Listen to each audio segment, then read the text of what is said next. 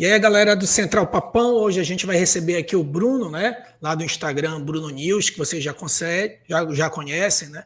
A ideia aqui é que a gente faça uma apresentação e um react do novo diretor executivo do Paysandu de futebol, Frontini. E aí, à medida em que a gente for passando aqui, o Bruno vai fazendo os comentários, né? E aí vocês podem responder nos comentários depois, que a Central Papão depois faz a interação. Antes da gente fazer a reação, queria que tu desse um panorama e, com as poucas informações que a gente tem, qual a projeção que a gente pode esperar aí do Frontini. Fala, Valber, fala, rapaziada do Central Papão. Prazer grande estar aqui para fazer esse react do Frontini. Frontini foi uma solução de emergência que o Paysandu encontrou na queda do Felipe Albuquerque, né? Então, Frontini vem aí de uma experiência curta como executivo, então ficou alguns anos no Vila Nova, basicamente é isso que ele tem de experiência na função de executivo, e agora por último estava no Marcílio Dias, numa função de CEO, aí, numa função mais administrativa. E a grande questão, acho que o grande diferencial para que ele acabasse chegando no Paysandu é a proximidade, a relação que ele tem com o técnico Luizinho Lopes. A gente torce muito para que a experiência que ele tem adquirido lá no Vila Nova possa agregar ao Paysandu e que ele possa fazer a correção de rota que o Paysandu precisa nesse momento. Beleza, então vamos lá ver a apresentação oficial do Frontini no canal Papo. Após o jogo, você já tem alguma mudança em mente? As entradas e saídas são naturais em janeiro de transferência, né? Não é só o Paysandu que vai fazer esses movimentos, né? A gente já detectou o que precisa e é normal. Tá sempre bem alinhado ali, tanto com a diretoria, para a gente entender o orçamento. A gente tem que respeitar a saúde financeira do clube. A gente precisa continuar pagando em dia até o final do ano, é fundamental. E também andar alinhado com a comissão técnica. Então a gente conversou, a gente está conversando sim com muita gente. Reforçar, qualificar. A gente tem muita coisa boa, senão a gente não teria feito 2 finais e competido bem nas 2 finais. Obviamente não é segredo para ninguém que o Paysandu vai estar dentro do mercado. Agora, também com essa questão da austeridade financeira e da responsabilidade com as finanças do clube, né? Porque de fato, como ele fala, e aí eu acho que é um ponto a ser muito valorizado nessa resposta, é a necessidade do Paysandu pagar em dia até o final do ano. Então não adianta fazer uma folha que o clube não consiga arcar, né? Então interessante essa resposta e obviamente esse aspecto um pouco mais cauteloso era de se esperar nesse momento. O jogo de domingo, qual é a sua avaliação sobre o elenco? Avaliação muito boa. Se você falar para mim sobre o jogo de domingo, time forte, bem fisicamente, dá os parabéns aqui para a preparação física e para todo o staff. Mas mesmo vendo muitas coisas boas, é normal. Essa janela de transferência a gente tem que aproveitar, qualificar o elenco. As outras 19 equipes também farão isso. Terão entradas, terão saídas.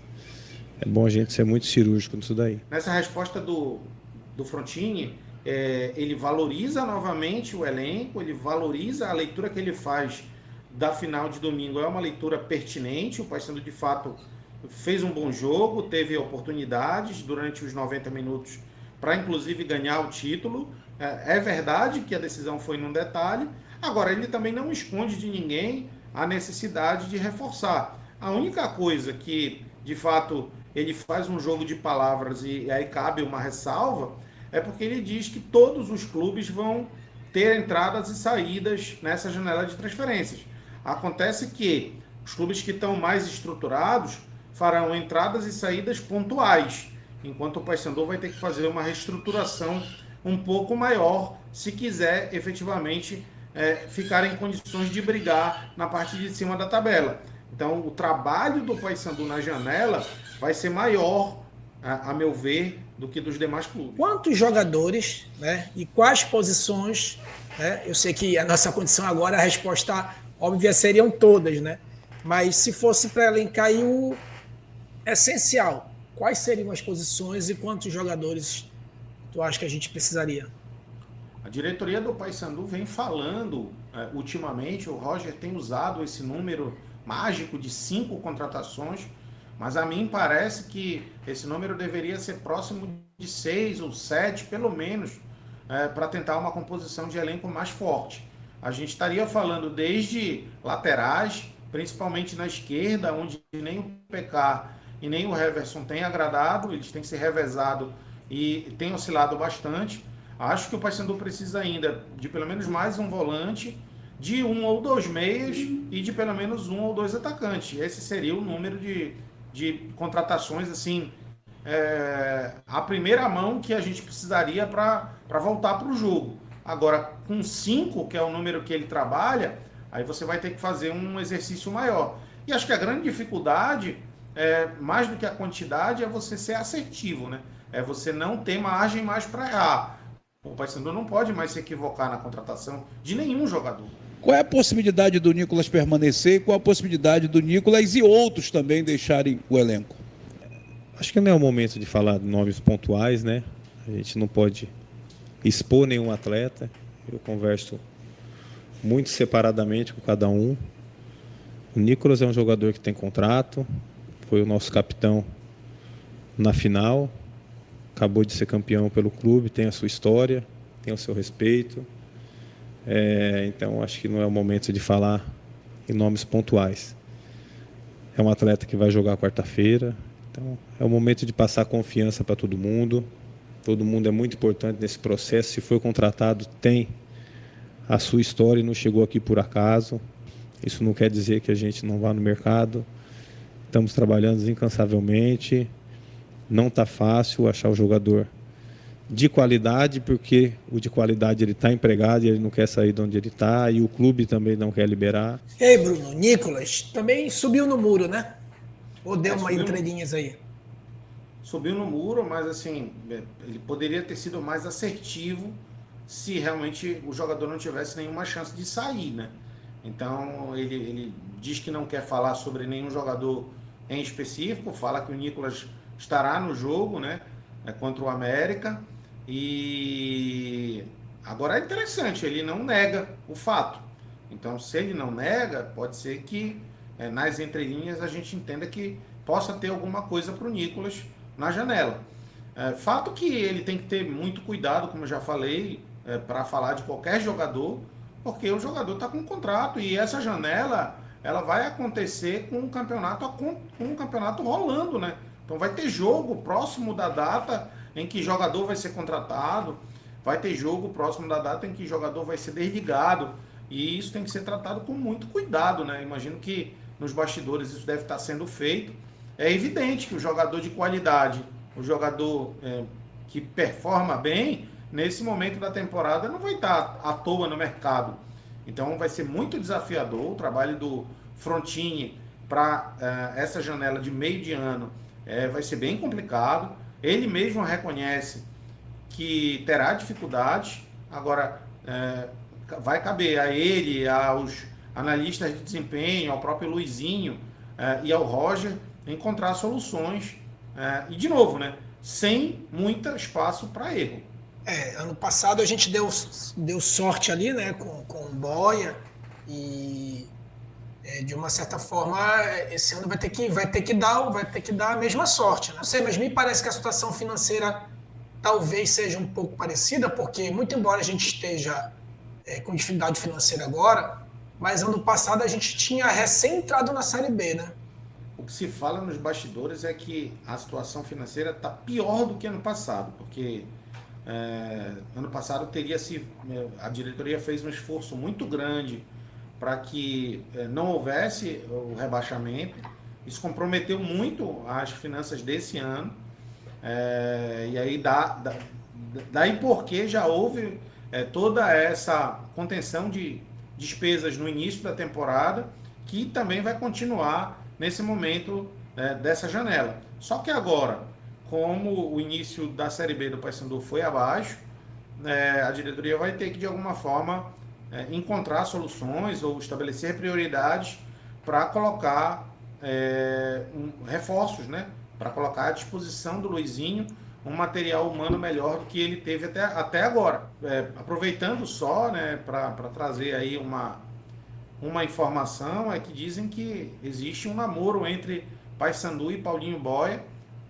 Paulinho Boia joga a última partida dele como atleta do Nacional de Portugal no sábado. Após isso, ele é agente livre. E segundo falam, existe sim a possibilidade dele voltar ao Paysandu.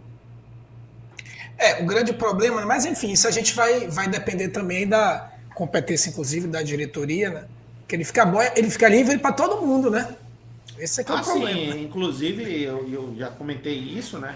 Assim, quando me falaram, e não foi uma fonte assim aleatória, foi alguém que tem proximidade com pessoas de dentro do Paysandu, quando me falaram sobre essa possibilidade, a primeira coisa que eu pensei foi isso, né? Então, um jogador da qualidade do Boia, que está sendo titular lá na Europa, na primeira divisão de Portugal, vai jogar agora sábado contra o Porto.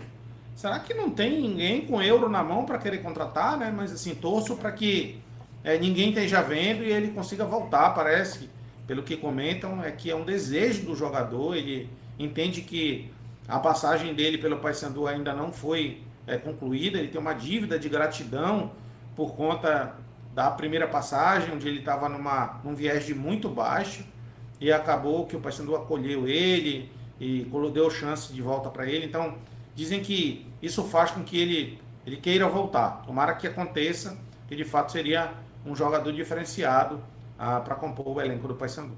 Quem está no Sul precisa viajar também, quem está no Centro-Oeste, quem está em São Paulo, todo mundo viaja. Então é hora da gente achar a solução, não ficar procurando mais problemas. É lógico que quando você está numa situação não confortável na tabela, quando você vai contratar um atleta, ele olha isso daí, é natural. E aí, Bruno, tu acha que quando ele fala assim, esse ponto de que o repórter perguntou que se a estrutura de uma certa forma impactava na contratação e misturado com a posição na tabela, tu acha que isso aí impacta, claro, a posição na tabela tu já falou, né? Que aí o jogador vai cobrar muito mais. Tu acha que de uma certa forma esses outros pontos impactam? Acho que isso já é uma justificativa prévia para eventual insucesso em alguma negociação. Claro que a gente sabe que isso existe, não é de hoje. O Paysandu vem sofrendo aí nos últimos anos com essas condições, mas é como ele mesmo falou, eles vão precisar se reinventar e vão precisar encontrar soluções para trazer os jogadores que precisam ser contratados agora, né? Bruno, então pelo que a gente viu aí, né, ficou bem no muro, mas como tu falou, mesmo em cima do muro a gente consegue tirar algumas coisas, né? Qual é agora o novo panorama a partir da entrevista coletiva dele que tu pode projetar? Eu imagino que o trabalho já deve estar sendo feito. Essas conversas dele com o Luizinho já devem estar em andamento. Essa avaliação do elenco já deve estar bem avançada. Ele já deve ter contato com alguns atletas, possíveis negociações. Ele já deve estar trabalhando com o Roger também, qual seria esse lastro financeiro para a contratação. E agora a gente vai ter que ter um pouquinho de paciência, porque a janela ainda não abriu, e ele vai ter que trabalhar esses bastidores aí até a abertura da janela, para que aí sim se concretize eventual chegada de jogadores e eventual saída. Mas o que a gente percebe é uma entrevista coletiva, de uma forma geral, bem defensiva mesmo, quase protocolar, mas o trabalho já deve estar ocorrendo aí nos bastidores. Beleza, é isso. Obrigado então, Bruno. Obrigado a todo mundo que assistiu aí a Central Papão. Não esqueçam, por favor, de seguir lá o Bruno News no Instagram. Se inscreve aqui na Central Papão no YouTube. Beleza? Forte abraço e até a próxima.